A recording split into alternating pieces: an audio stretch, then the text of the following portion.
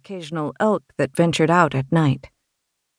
Checking the back seat again, he once more admired the ingenuity of his handiwork, the simplicity, the subtlety of his methods.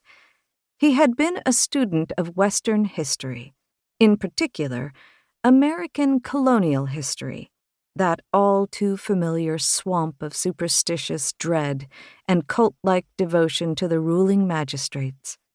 That culture of opportunistic accusations, as during the Salem witch trials, where the remnants of medieval British law held strong, guilty until proven innocent.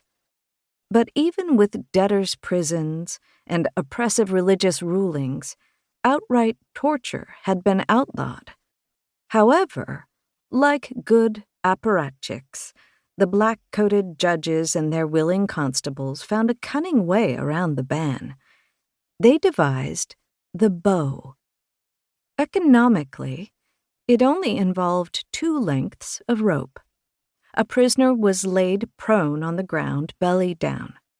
The first length of rope tied his hands behind his back. One end of the second bound his ankles. The knees then bent backward at a sharp angle. The other was formed into a slip noose and secured around his neck. The prisoner was forced to bow his back to keep the noose from tightening. Eventually, no matter how strong, the muscles in his back would give out. His head would drop, the noose would tighten, and, unless he revealed what the magistrates wanted to hear, he would strangle himself. He would strangle himself. Technically, by the letter of the law, the jurists could not be responsible. Their consciences could remain clear. Ingenious, really.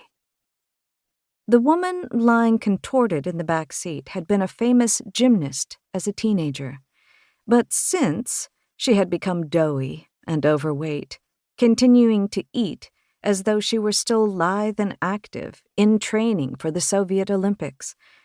She had remained quite strong, though, and had held out longer than any who had come before. Almost 4 minutes. A record. She'd also not cried or begged as the others had. Instead, she had spat and raged and sworn at him. A fighter till the very end.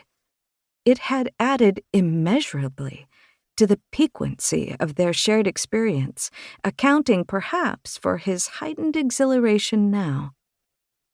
He saw the turn-off to his dacha. For the briefest moment, he thought to keep driving the dozen or so kilometers on to Khatyn. Now abandoned, it'd been the town where, as a boy, he'd dreamed about serving as a policeman. He'd imagined having a new uniform and a warm woolen coat with boots of good leather. But the war had started, and German soldiers were soon thick as flies across the countryside. In 1942, not yet 20, he'd joined the resistance instead. There was something delicious about the thought of performing his planting at the official park at Khatyn, to return in the fall to watch scores of respectful visitors laying flowers on the war memorials and then stooping to harvest the fruits of his labors. But there was no guarantee that he could return when the park was open in September. The fall would be a very busy time for him. Momentous events were taking place.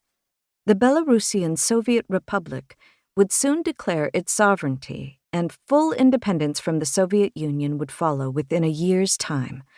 Of that he was certain.